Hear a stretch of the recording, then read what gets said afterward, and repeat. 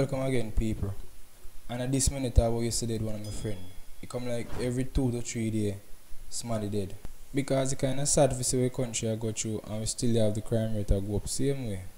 Anyway, still, if you're new to the channel, like and share and subscribe. Let me get into it right now. A man who is believed to be in his early 20s was shot and killed in the community of Green Pond, St. James, on Wednesday morning, April 22.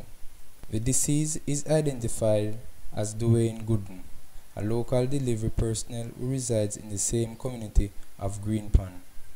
According to the reports, Gooden was in process of delivering gas when he was pounced upon by two men, opened fire hitting him multiple times. Gooden died on the spot.